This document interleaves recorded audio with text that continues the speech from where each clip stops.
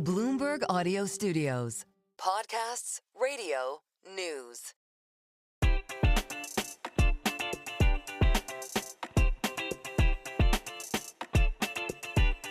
Welcome to Merryn Talks Money, the podcast in which people who know the markets explain the markets. I'm Merryn Somerset Webb. This week, we are doing things slightly differently. First of all, it is not me who interviewed our main guest for the week, but in fact, it was John. I'll explain to you why in a minute. Also, we're dropping the episode slightly early because it's got rather more immediate news value than usual. Right. So this podcast is all about investment trusts, which are effectively companies, the business of which is to invest in other companies. There are an awful lot of them listed in the UK. They give investors who are, of course, also shareholders in the companies access to everything from private equity to UK equity income to smaller companies, emerging markets, Japanese equities, just to name a few things available. They have a few advantages over regular investment funds. They can borrow to invest, for example. And crucially, just like other listed companies, they have boards of directors whose job it is to represent the interests of shareholders or investors. So here's the thing. In the last few years, the sector has not been doing so well. The shares have, on average, been trading at historically high discounts to their net asset value, something that suggests a lack of demand for the shares, and the underlying performance in a couple of cases hasn't been great either. So, enter US activist investor Saba Capital. About a year ago, Boaz Weinstein, the founder of Saba, noticed the large discounts in the sector, sometimes up to around 20%, meaning that you could effectively buy the assets in the portfolio at a 20% discount to their market value. Saba started buying the shares. In 7 of the trusts, he now has stakes ranging from 19 to 29%, enough for him to call for general meetings at all 7 to replace the current board and replace them with his own people. You will know these trusts, or at least you'll have heard of some of them. There's Herald Investment Trust, Edinburgh Worldwide, Baillie Gifford US Growth, so big names in the sector. In this podcast, John Stepek talks to Boaz Weinstein about why he's doing this, why he's interested in UK investment trusts, and what investors can expect if he succeeds. 2 more things. First, regular listeners will know that I sit on the board of a couple of investment trusts. Neither, I hasten to add, are among the 7, but nonetheless, as I have skin in the sector game, John and I figured it was best if he did the interview. Second, this is a test of shareholder democracy. The platforms have all made major efforts to make it easy for you to vote on the shares that you own. Now's your chance to do so. Have your say either way. Over to John.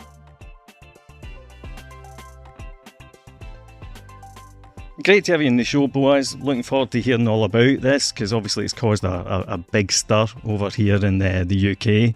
But before we get into your campaign, do you want to tell us a bit about yourself and about your background and about Saba and how it came about?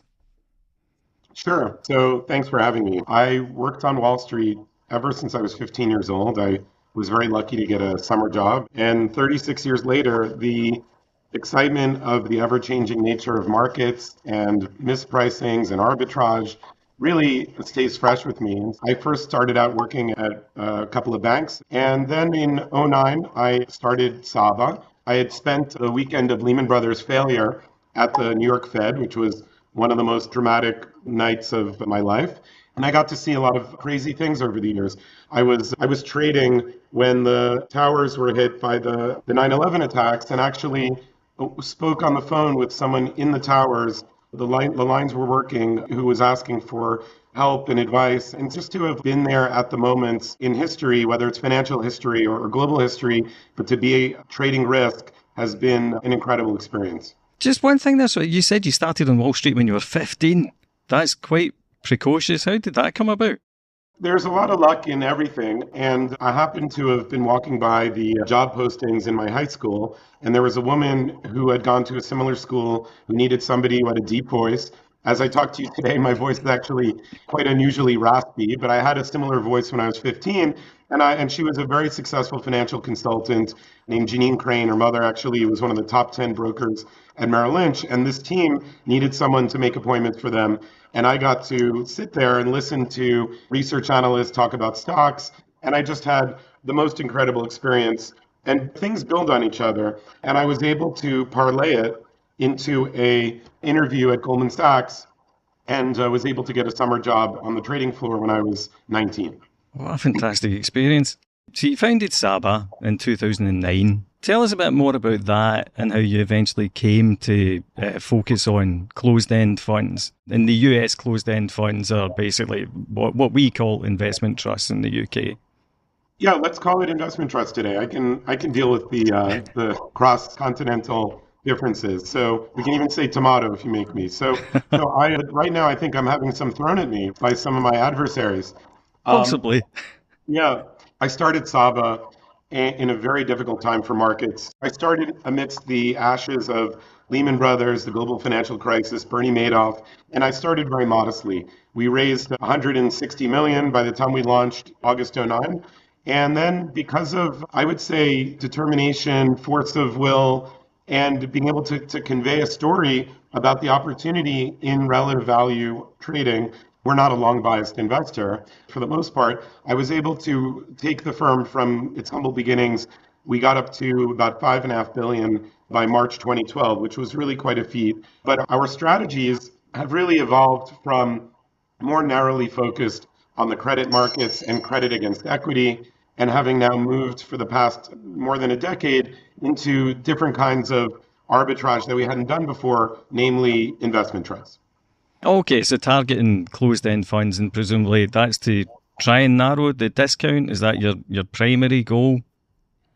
Yeah, so while there are managers that have alpha, these funds in the main have destroyed value bit by bit through either high fees, which some funds have, but not necessarily the ones that we're talking about today, or poor performance because of whether it's a B team that's running it for a big institution rather than the top people, or just bad luck, bad decisions, or really investors feeling like they want out of this product and they want to go into more popular products like ETFs. Funds can trade at big discounts, and that is what attracted me. It wasn't the chance to invest alongside a manager. It was the chance to buy a pound for 85p and turn it back into a pound. Over here for investment trusts, there's a lot of retail, there's a lot of private investors, small shareholders. In the US, is it like that, or is it more kind of institutional holders for your particular funds?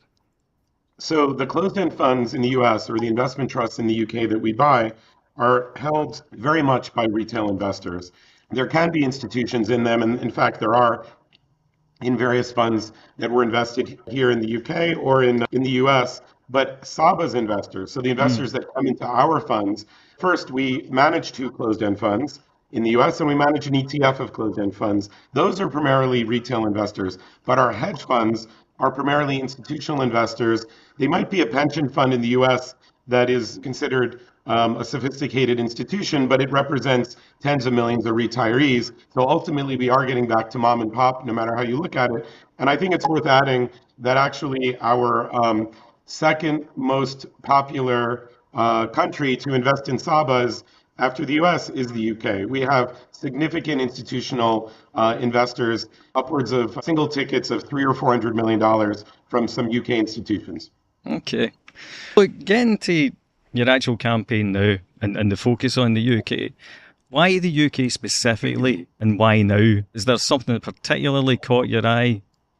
Yeah, so we started investing in closed-end funds for the firm in 2013. So we're up on 11 years now.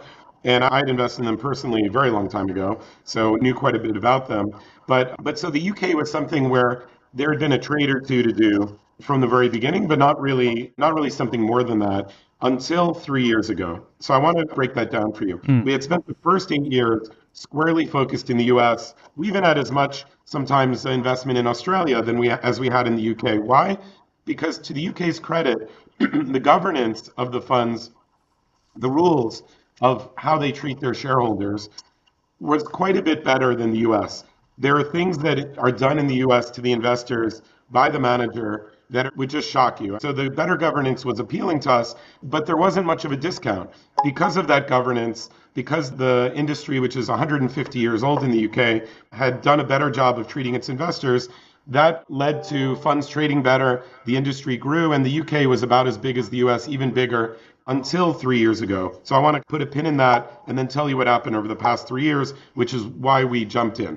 That's interesting. So you really are tracing this back to 2021 rather than anything else, because obviously we've been agonising a lot in the UK about the UK stock market generally and the idea that it's priced at a discount to markets more broadly, and obviously particularly the US, because the US is beating everything.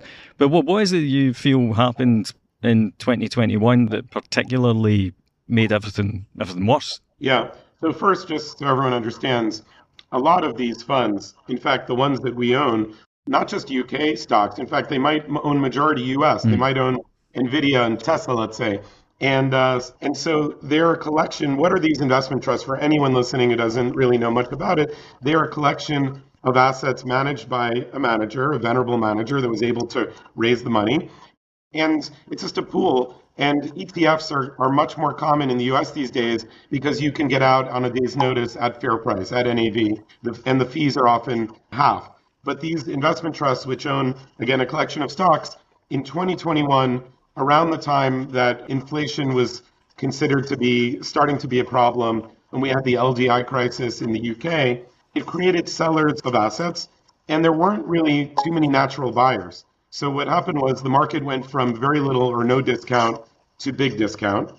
And we didn't know if that was a temporary feature because it wasn't generally true in the UK. And so we started to buy at 11% discount, 13% discount, 18% discount, even some funds that had private holdings, you could buy at 25% discount, even 40% discount if people really thought it was troubled. And so you can get enormous discounts. And I want to just add one more point. This is not discount to someone's fair value about where UK stocks ought to be or US stocks.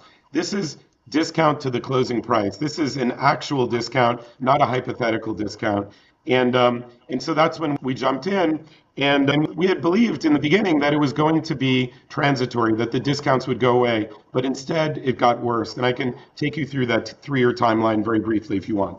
Yeah, absolutely. Well, first of all, just spell out for everyone. So there are 7 investment trusts that you've targeted just now, and you've proposed and requisitioned extraordinary general meetings at the 7 of these with the aim of replacing the boards, basically. And the funds are Bailey Gifford US Growth, Keystone Positive Change Investment Trust, all of those are Bailey Gifford. There's Janus Henderson, which runs Henderson Opportunities Trust and the European Smaller Companies Trust. And then the other 2 are CQS Natural Resources Growth and Income and Herald Investment Trust. Now, I suppose the thing that jumps out to me certainly is these trusts all are growthy trusts. Is there a particular reason why you've gone for that kind of area? Did the discounts, were they much greater because of the rise in interest rates, for example? Like some people have pointed out that the last 3 years have been particularly bad for these kinds of trusts.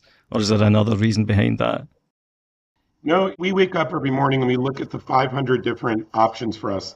About half of them are in the UK, almost half in the US, and then you have a little bit of Canada and Australia. We look at where are the biggest discounts. And so it's less what Saba's view on small cap equities and more where are the pressure points, where are investors so frustrated that they'll sell these things at the biggest discounts. And I think it's all too convenient to say, oh, this hasn't been a period with rising interest rates that's been good for stocks, because look today at how well the markets have done. You started with the Bailey Gifford Fund, maybe a UK institution, but the fund is called, the ticker is USA. It owns US stocks. We know that when you hold NVIDIA and Tesla and Microsoft, you're winning. But the shocking thing is that when I take these past 3 years and we strip out the discount, we just look at how did the stocks do in their portfolio. You have benchmarks that they themselves selected, which are up a lot, despite the points you made about higher rates. Look in the US at the S&P, up near 6,000. Where was it 3 years earlier? And so investors that went into these funds had all the expectation in the world that if markets went up, if stock markets went up, they would go up. If markets went down, they would go down. But we've seen a big bull market, and here's the shocker. These 7 funds, the past 3 years, have lost collectively, I'm not nitpicking on the worst one, have lost 14% for their investors. And that's why investors are so frustrated. That's why these things went to big discount and stayed at big discount. It was because of, on the average, terrible performance. Let's call a spade a spade. If the portfolio loses 14% and the market makes 40%, you have a problem with your investors.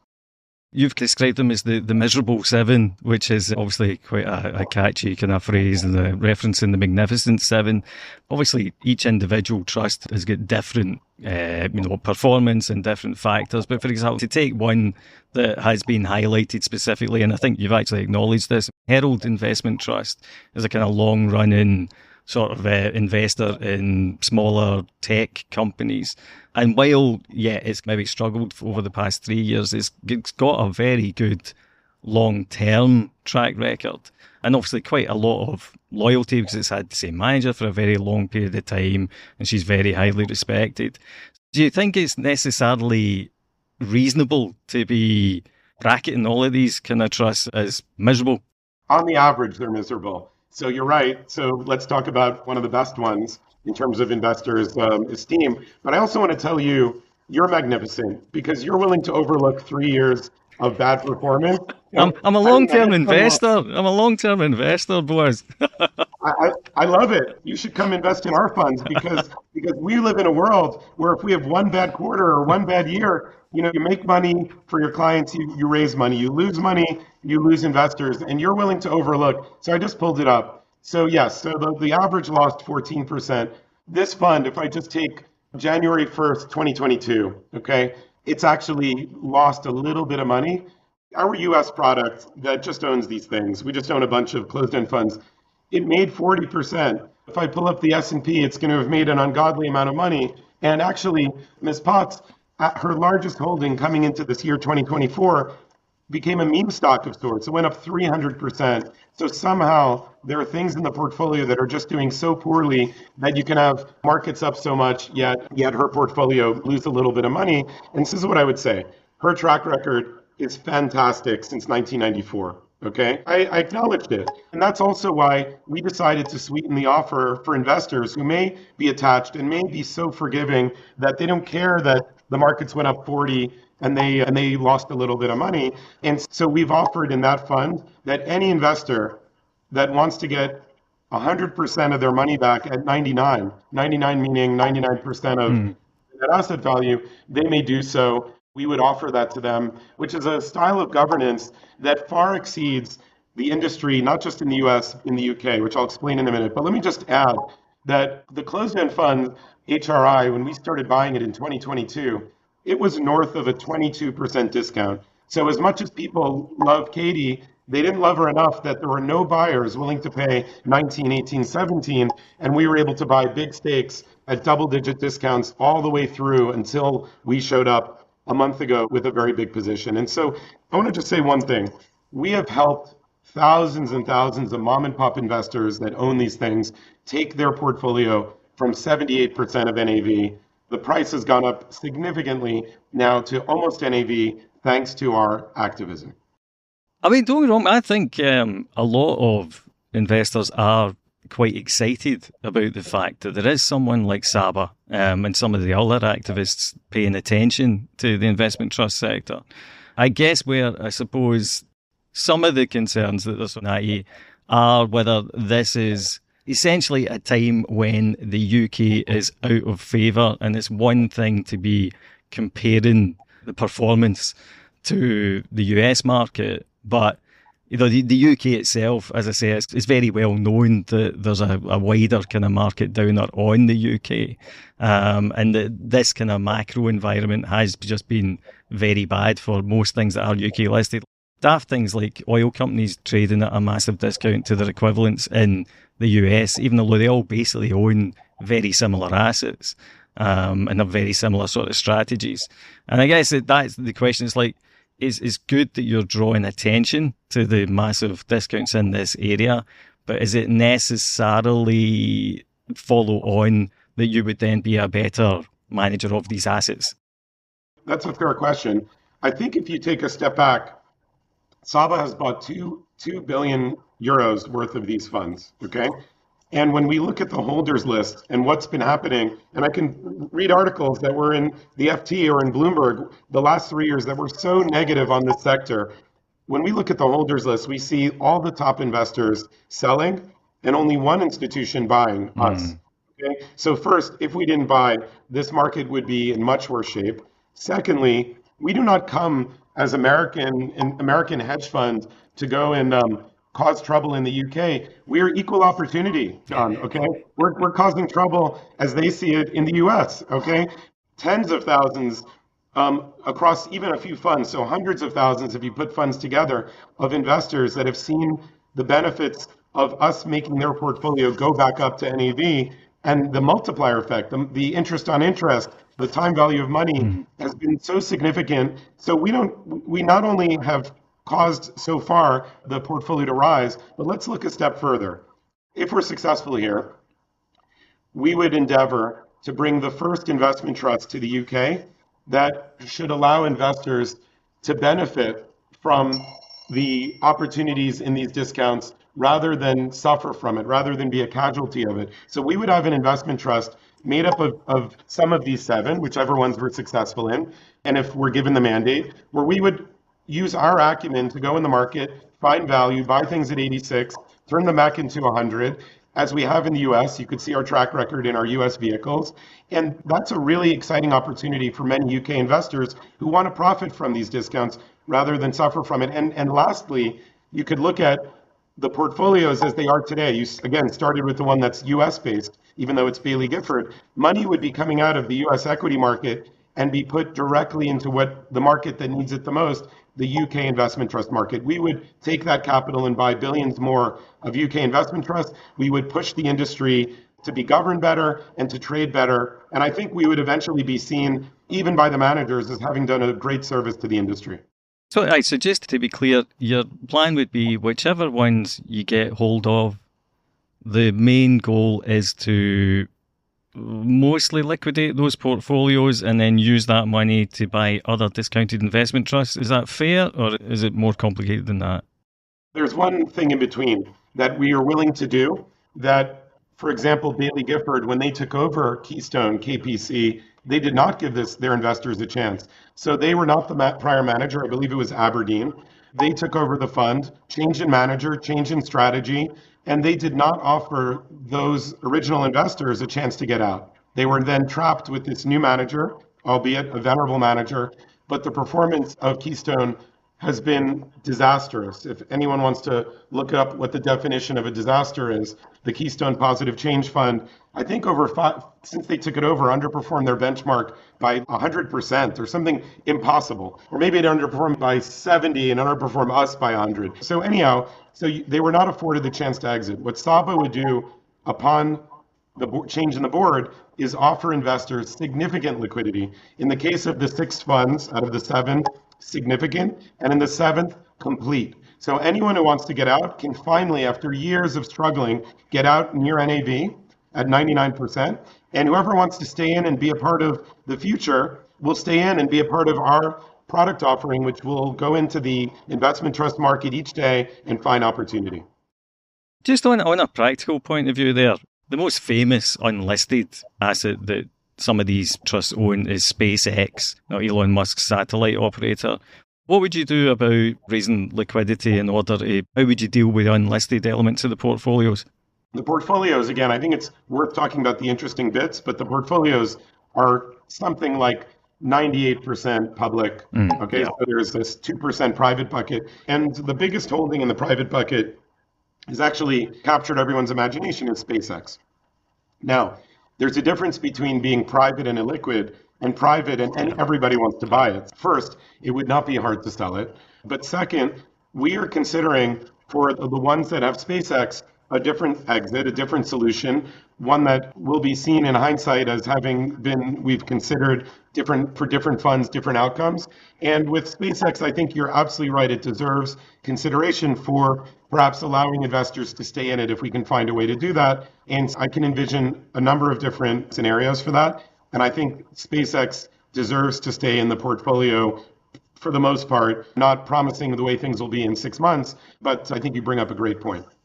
The other bit of pushback that I've seen from various commentators is this idea that, so a lot of these trusts do have a lot of retail shareholders, and one thing that retail shareholders, mostly because the mechanisms haven't been there historically, although they are now, is that they're apathetic when it comes to voting And one of the points that lots of people have made are that Sabas coming in, we've asked for these extraordinary general meetings, and then the risk is that essentially the vote goes your way because no one turns up on the day. Is that something that has factored into your thinking? Or is this, do you feel this is unfair? How would you feel if you win because hardly any retail investors actually turn up to cast their vote? Yeah, I think firstly, if these funds had made their investors a lot of money in this bull market instead of making a negative return, I think many more retail investors would turn up in support, because there's a vote in favor, there's a vote against, but no vote is also a vote, in a sense, against the manager, because they are definitely getting the phone calls, right? The manager has the list of names.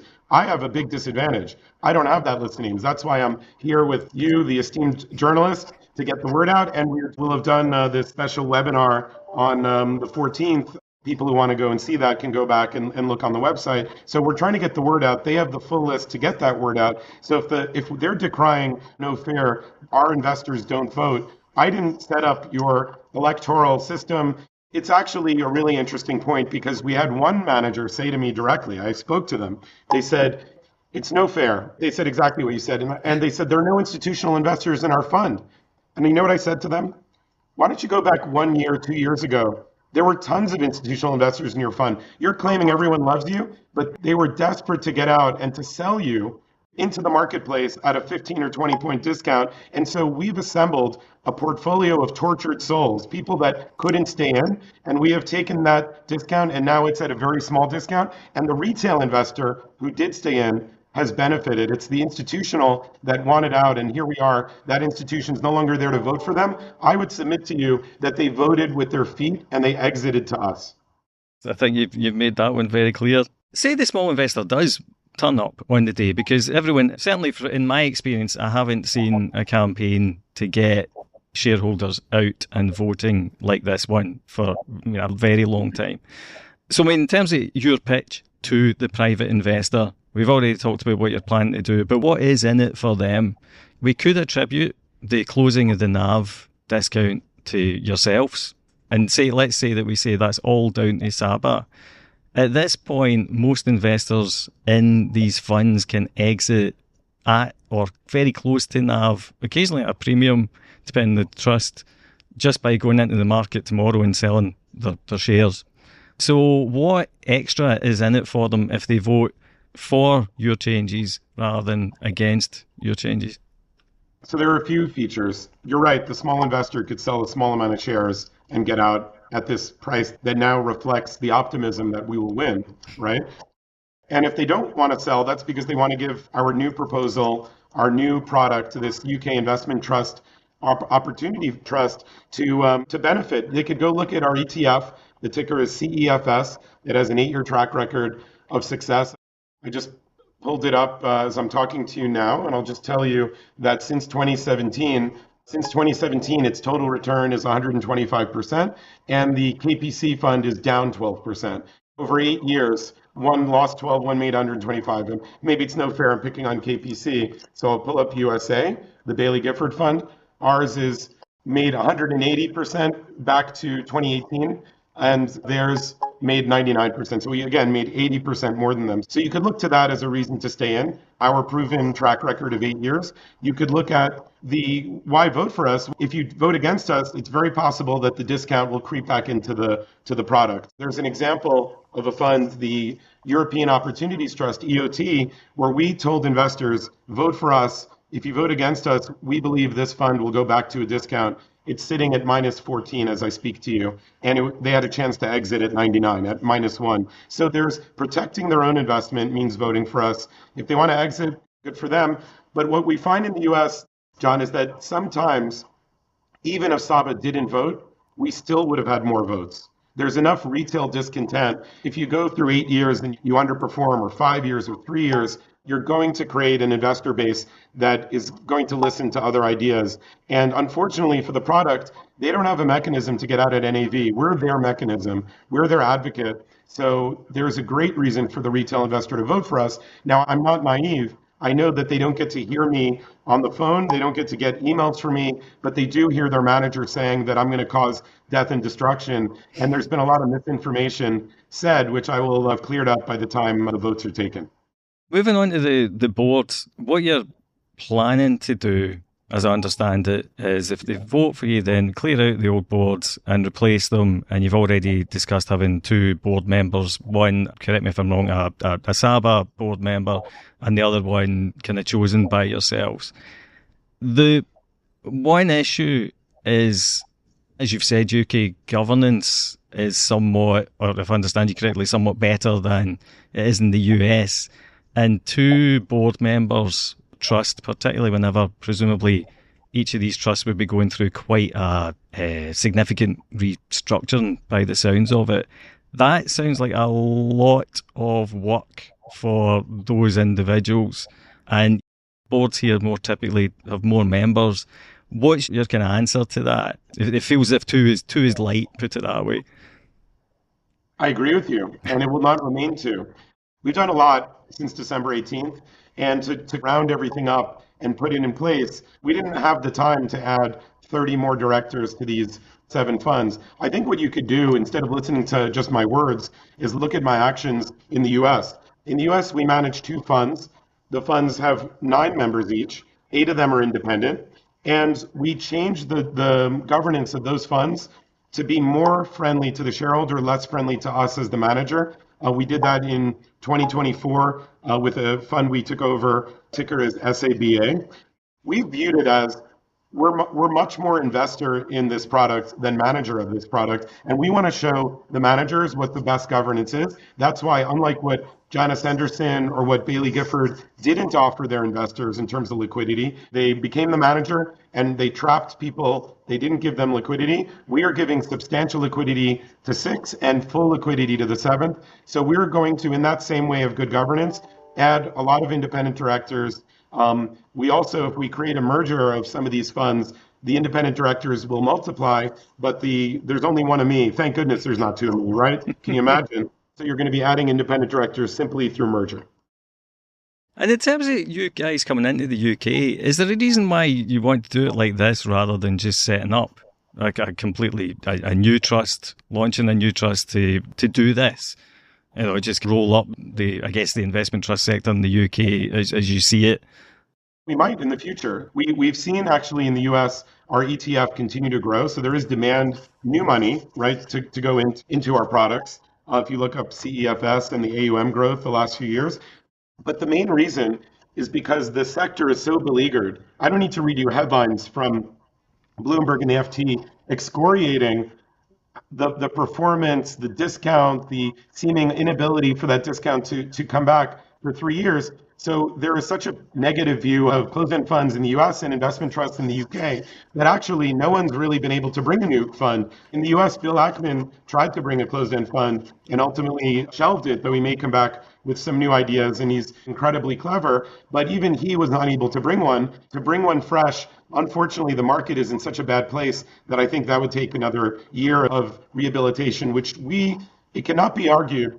We can get things wrong. I'm often wrong. It cannot be argued, in my view, that we are not the most positive influence on the investment trust market in the UK. Because first, we bought $2 billion when institutions and retail wanted out. Second, we are advocating for better governance. And 5 of the 7 funds, as I talked to you today, have announced change that will be positive for shareholders that they would not announce for the 3 years that we were asking them to, but only in the last 2 months have these funds made these 5 announcements. And so we're making governance better. We're pushing prices higher through our activism, and we're going to be buying a lot more of it. So we are the most positive influence in the space. That's not what I came here to do. I came here to make money for my clients, but I'm quite excited to take, again, portfolios of Tesla and Supermicro Computer, sell them, maybe not SpaceX, as we said, sell them and invest it back into the UK trust market, and for Saba to expand its footprint. We are going to be hiring people in the UK, and I'm going to be over every month for the next few months. And just in terms of the 7 that are on the menu, is there one that you're particularly keen to get under control, or is it much of a muchness as far as you're concerned? My view is let the voters decide. I don't have any animus towards any manager where I'm like, I really want to win that one. We decided, maybe a question you haven't asked, why did you do 7 instead of 2? Why did you do 7 instead of 1? Hopefully you won't ask, why did you do 7 instead of 14, right? 7 was quite a load. The reason we did it, I'll tell you, it's interesting. I've seen everything. I've been in this industry since I was 15 years old.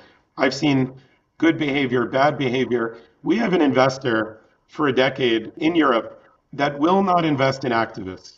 They just have a rule. We don't want to be a part of activism. You might cause a steel mill to shut down. You might cause whatever.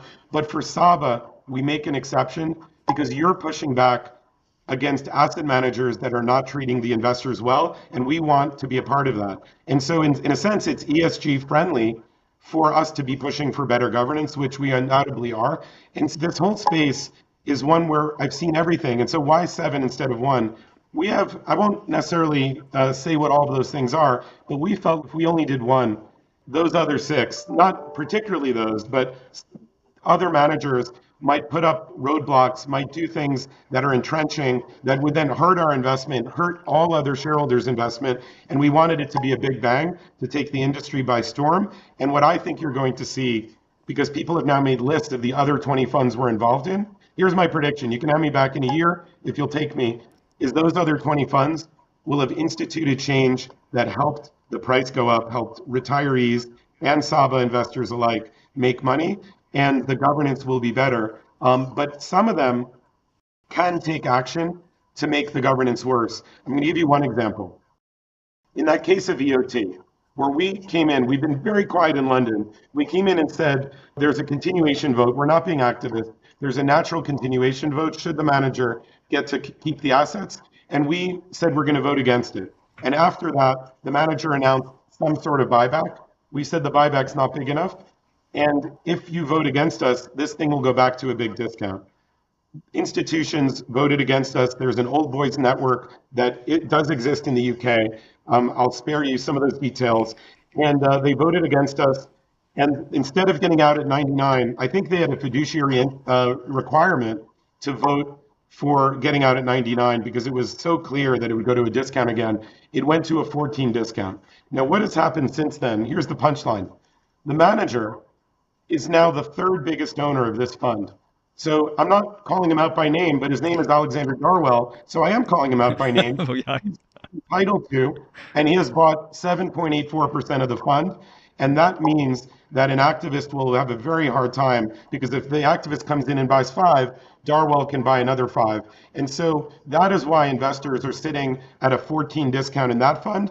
But the USA fund of Bailey Gifford sits right now at no discount because investors are expecting we're going to win. And they like the idea of having a choice of staying with Saba, which has won awards for activism. Institutional Investor gave us Best Activist the last 2 years. We won Best Credit Fund 2 years ago. And I think people also know that when they invest in these funds, they're investing in my attention and my partner's attention, not team member number 47 in a group of 1,000 people. So those two contrasts of good governance versus creating obstacles, I think is why you can imagine we went for 7 instead of 1. Yeah, actually, that's interesting you raised that because I was going to ask you, clearly, this 7 is not the end as far as you're concerned. And you just said there, what is there, another 20 trusts that you are involved in? Is that right? That's what people have put up in messages. And I don't know if it's 20 or 26, but it ain't 3. Yeah. So. So from that point of view, how many more are you targeting? Is this just going to carry on, or have you got a specific kind of end game in mind? I'm not targeting anybody. I'm trying to make money for my investors. And what's really nice is I get to, in doing so, make money for all the shareholders of these funds. We haven't taken green mail. Most of you probably know what green mail is. We haven't taken special deals, which we've been offered, by the way, in the past in the situation in Canada. And we're here for our investors. We're not here to make trouble. And so what I hope happens is that we win a bunch of these, and then the UK wakes up and the managers start doing things that are pro-shareholder. Now, what is that? Okay, what could they do so that we don't do this again? If they go in the marketplace, instead of us going in the marketplace, and they sell a bit of IBM and they sell a bit of T, and they take that cash and they buy themselves. They buy back their own shares at a 14 discount. They are immediately building net asset value. If they retire shares that were at 100 at 86, they are building net asset value. They're making money for their investors. Why don't they do that? Pure and simple greed, because they don't want their fund to shrink. They don't want to make their fees smaller, and so they've been greedy. In the case of ESCT, one of the funds in our campaign, ESCT approved a big buyback and then never consummated even more than a third of it. And that's a Janus Henderson fund. And I think there's like a lot of irony going on. They're complaining now that we have these big stakes, but they didn't take the steps. They could have bought these stakes. They could have made money for their shareholders. And the great irony of Janus Henderson, by the way, is that they themselves voted to liquidate a UK investment trust run by one of the most famous activists in the US called Nelson Peltz. The fund is called Trian. And in incredible hypocrisy, Janus Henderson voted to liquidate Trian. It liquidated. And Nelson Peltz sits on the board of Trian. And I just had on the board of Janus Henderson, I just had a wonderful call with him. And I think this idea of Sabas has this personal interest in taking over these funds, their own personal interest in keeping these funds, despite in some cases terrible performance, their own self-interest is laid bare. So I know that's like a very long answer chock full of ironies, but I think we are the positive change. And what they can do to forestall activism is fix their funds so that Saba doesn't have to. I mean, from that point of view, like one of the challenges that people have put forward is this basically an asset gathering exercise? Because as we just talked about fees, because obviously you guys earn fees as well from the kind of amount of assets that you've got under management. I think I get the impression that you already answered that one, to be honest, in the last response. But do you have a response to that? Yeah, look, by the way, it's very clear Bloomberg isn't throwing softballs at me. These are like challenging questions. So are we trying to gather assets? We could liquidate the funds like Janus Henderson did to Nelson Peltz. So we're trying to keep it alive. What does keeping it alive do? What's the positive benefit? I'm going to take that capital and invest it back into the investment trust sector, which should have a positive effect on the sector. And there's demand for what we do. We run a business, and if investors don't want it, in the case of the Bailey Gifford KPC fund and another fund run by Janus, by the way, they were stuck. Bailey Gifford kept 100% of the AUM, 100% of the fees. We are going to give people who want their money back effectively some, most, or all of their money back in a way that should answer the question for itself. So we are holding ourselves to a much higher standard than these very managers. And I think that when you have 270 something trusts in the UK, mostly underperforming, one of the things that I had a great conversation with the head of the industry group AIC for UK investment trusts. And he said one of the great things about investment trusts is they can hold less liquid assets. And even if music royalties, hypnosis became a problem until it wasn't, there is real benefit because you couldn't hold that in an ETF structure. And I said, I agree. And actually, investment trusts are not very liquid and are a perfect thing to be held in investment trusts, right? We really think that to have an offering like ours is bringing new ideas to a 150-year-old space. And it's about time that there was an opportunity for some of your listeners to say, hey, this guy doesn't, it sounds like he clearly from the reaction, he's getting stuff done. He's already gotten 5 of the managers to announce things they wouldn't announce for the first 3 years. So maybe I want to invest alongside of that in a reasonable way. One thing I wanted to ask you, and this is slightly different to the other question I've asked you, you're a gamer, as I understand it. And I know that some famous fund managers like Bill Gross, for example, always talk about poker as an analogy for investing. But your game of choice seems to be chess. And I was just wondering what you feel your background there, because you were like number 2 in the US at one point, is that right? Not quite. I was number 2 for age 15, 16. Oh, yeah, yes. Yes, a child prodigy, a bit like our own chancellor here. But so how do you think chess has influenced your investing style? What do you bring from chess to investing? By the way, Rachel Reeves, I got to meet her one time because of chess. It was not a very memorable meeting, by the way. We were in a group, and she came along, and we went to Pizza Express. So I have a long history with chess, and Rachel Reeves actually, because of some of the changes, caused a lot of discontent in your equity markets and sellers of things, including investment trusts, I want to say that the investment trust problems are not problems only of their own making. Let's leave it at that, since I would love to stay in good stead with her. Look, chess, blackjack, poker, I never really played poker till I was 30 or so. And Anshu Jain, just a brilliant man, he called me and said, I got you invited to Warren Buffett's poker tournament. Do us proud. And I said, Anshu, I think you confused poker with blackjack or poker with chess. I don't play poker. And he said, you called me from the airport in Omaha, Nebraska. I just met Warren Buffett. I said, I don't play poker. And he said, now you do. And he hung up the phone on me. And I ended up, through a lot of luck, I start this conversation with you talking about luck. I ended up with a lot of luck. I was in one case down to one card to come, and I was 3 out of 4 to lose, and I won a Maserati. And I didn't have a driver's license. I was that New York kid that didn't drive, so I had to go get my driver's license. I have this history with games, which has been just fantastic. But I think for the purpose of this conversation, closed-end funds and UK investment trusts are very similar to blackjack because you know the discount. You know what no one's disagreeing. Should Facebook stock be at 500 or 400? We take the price as it is, and we still know what the discount or premium is.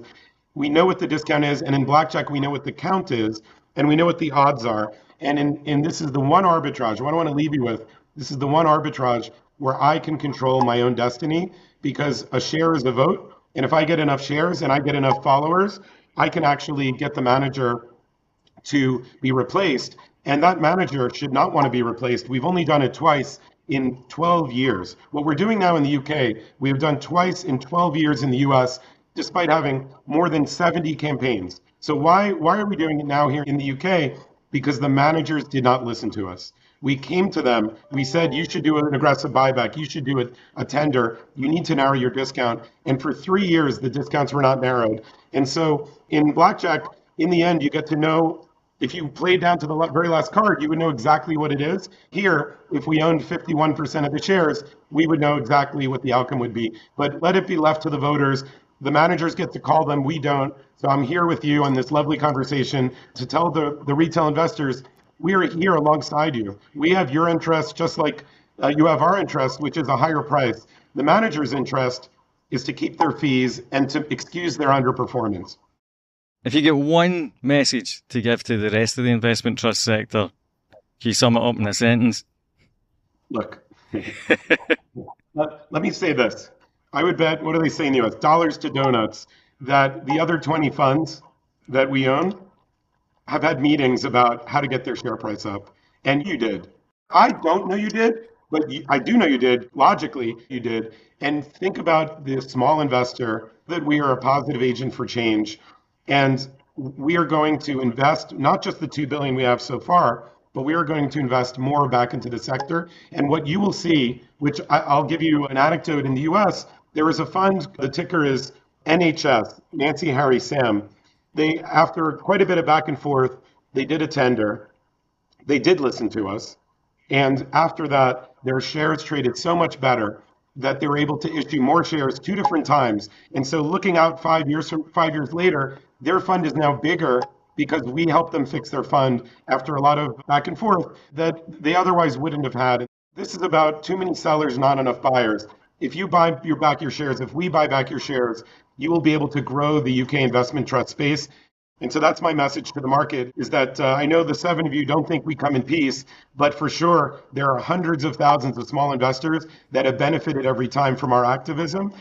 Whereas in normal activism, if you try to turn JCPenney into Apple Computer, you can actually do quite a bit of damage. Closed-end fund and investment trust activism, especially because we're giving liquidity, you can take that money. You want to be in small stocks, you don't want what we do, take your 99% and go buy another one at 89%, rinse, repeat. That's the opportunity for the small investor who doesn't want Saba Capital after this is all over. If you don't, okay, fine. Take your 99, vote for us, get your 99, go buy the exact same thing at 89, and maybe find an ETF that has lower fees. So we are really giving investors options, whereas they were stuck. And a lot of institutions had no choice but to sell, and that's a sorry situation. And even those ones, I hope they support us. They should be very happy for our involvement.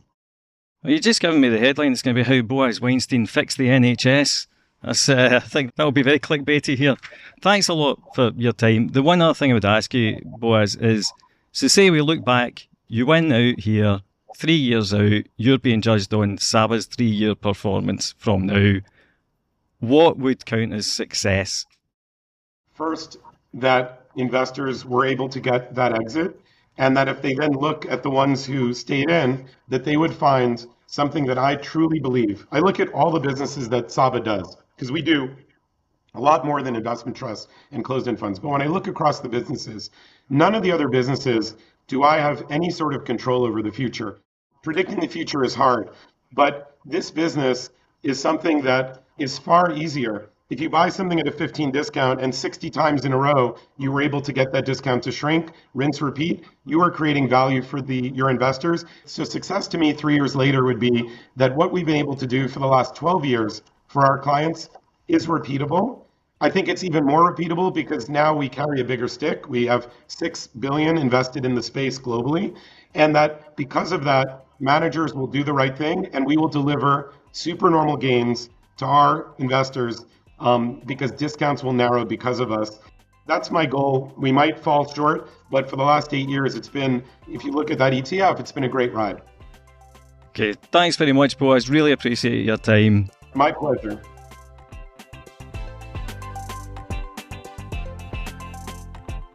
Thanks for listening to this week's Merryn Talks Money. If you like our show, rate, review and subscribe wherever you listen to podcasts, and keep sending questions or comments to merrynmoney@bloomberg.net. You can also follow me and Merryn on Twitter, or X as it's now known. I'm at John_Stepek, and Merryn is at MerrynSW.